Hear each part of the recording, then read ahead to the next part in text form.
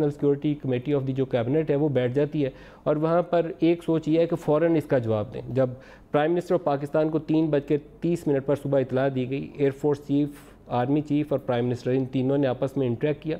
First रद्दमल जो immediate reaction होता है वो तो यही होता है कि वहाँ यहाँ छोड़ेंगे नहीं, अभी इनको पकड़ो, अभी जाके करते हैं, क्योंकि बॉर्डर के पार उनके ब्रिगेड हेडक्वार्टर हैं जिसको जाके फ़ज़ाइया फौरी तौर पर हिट कर सकती है। लेकिन वहाँ तीनों ने इत्तेफाक राय इस पे किया कि पहले असेस करें कि उन्होंने हिट किस पे किया, उसके ऊपर देख लें और उसी के मुताबिक उसका रद्दमल दिया जाए।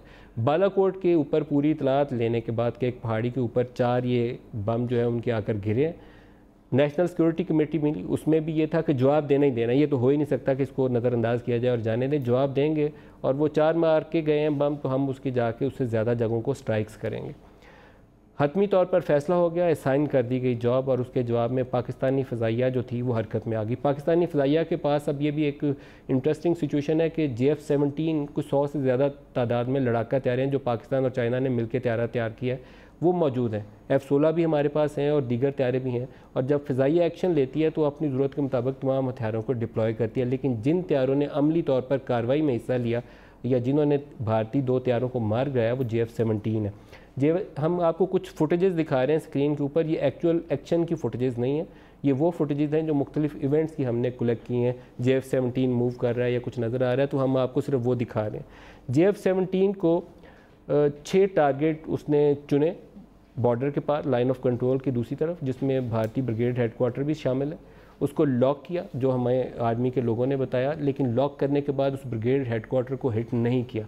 उसके साथ जो ओपन एरिया था वहाँ पे जाके मारा ताकि कैजुअल्टीज़ की शक्ल में, क्योंकि पाकिस्तानी इलाके में कोई किसी इंसानी जान का, सिविलियन का या फ़ौजी का कोई नुकसान नहीं हुआ, तो दूसरी तरफ से हम उनके 10, 20, 30 फ़ौजी मार रहे हैं तो उसके नतीजे में एस्केलेशन ना हो जाए। तो इस इश्ताल को बढ़ने से कम रखने की खातिर पाकिस्तान ने ओपन एरिया में जाकर वो जो अपने टारगेट्स थे उसमें फ़ायर किया और वापस आ गए।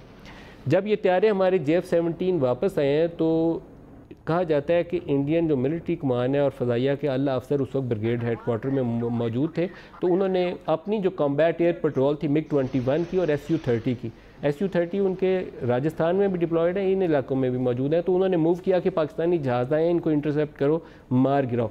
वो दोबारा जहाज़ पाकिस्तानी इलाकों के अंदर आए, MiG-21 भी और SU-30 भी, जिसे JF-17 ने मारा, जिसे एक वो हम हसन सिद्दीकी का बता रहे हैं, एक और PF के ऑफिसर हैं जिनका नाम कभी नुमान आता है कभी और, आई एम नॉट श्योर, क्योंकि नामों की तफसील ये सोशल मीडिया के ज़रिए पब्लिक हुई है। ऑफिशियली किसी सर्विसेज ने अपने ऑफिसर जिन्होंने कार्रवाई की उसका नाम जो था पब्लिक नहीं किया।